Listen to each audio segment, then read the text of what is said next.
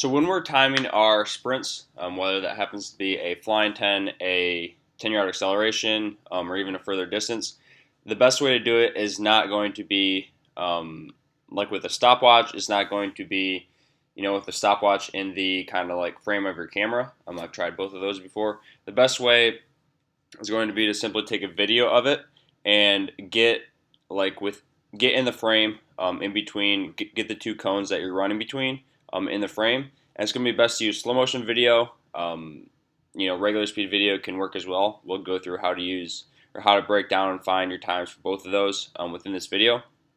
But basically what you're going to want to do is set up your camera so that both of the cones that you're running through are in the video or in the screen.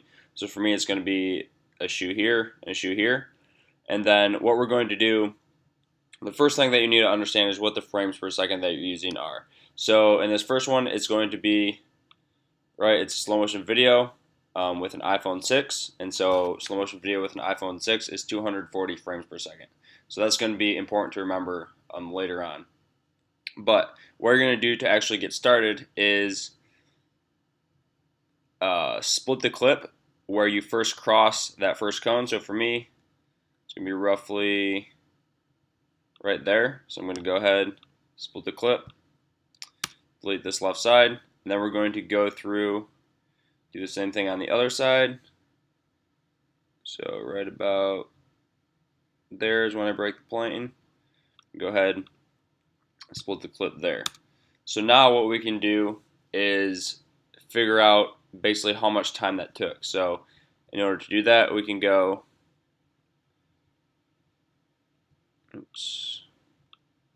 we go here, so right about there we said, and we can see it's 8.16. So you can see the numbering above my mouse right now. It says 8.16. So now what that means is the way iMovie works is it breaks it down into basically 0.30. So 0.30 is the most or the max before it switches to another second. So it's 8.16. If it were going to be 9, then it would be, or before it would go to 9, it would be 8.29. So that's important because that's going to give us basically the ratio or the fraction. So and it's important that we know that's 240 frames per second because that's what we're going to divide by. So if I go here and I'm just going to use an online calculator. Obviously, a phone's going to be easier, but this is so that you guys can see it. So it's 8.16. So what we're going to do is actually take that 8.16 and we're going to multiply it by 30, right? Because that's what iMovie uses to count. So we're going to do that, and we get 244.8. So now the 240 frames per second comes in because that's what we're now going to divide by. So we can go ahead and divide by 240. And we can see it gives us 1.02. So what that tells us is that distance was covered from this front shoe or cone to the back one in 1.02 seconds.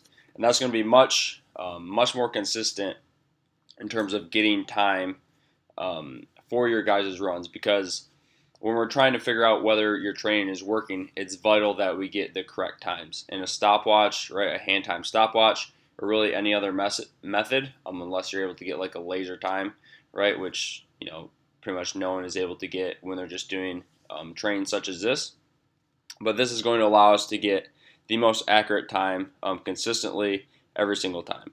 So that's if you have or if you're taking it in slow motion. And other phones may have different rates or different frames per second for their slow motion. So you need to make sure that you find that. Just figure out what your frames per second is. You can use Google. Usually your phone will actually tell you. So that's the first thing they need to figure out. And then what that number provides you is what you're going to divide by after you've kind of figured the rest of it out. So I'll do another example. This is another athlete, but he's using normal 30 frames per second video. So we're going to do the same thing where we go, all right, where does he first cross? It's going to be right about there. Go ahead and split that clip, delete the left side, and we're going from here through here. So there's the first one. Second one is going to be right about there. Go ahead, split that clip. So now if I hover my mouse over, it's going to say 1.2 seconds, but we want to be a little bit more precise than that.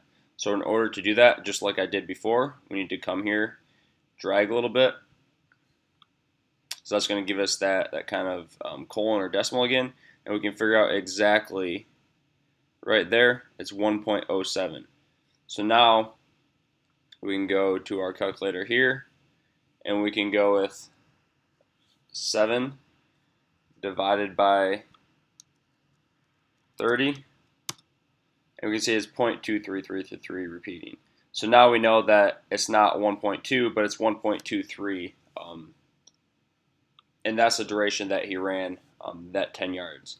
And as you can see, the slow motion allows us to be a little bit more precise. But when you're getting to faster times, like let's say you're running a 1.0, right? Going from that to a 0.97, or even going up to a 1.05 is very significant in terms of what it's going to do to your final time once you're actually kind of like in those faster ranges. So again, this is the best way that I've found to actually get a proper or a accurate time when it's just you, your phone, and a tripod.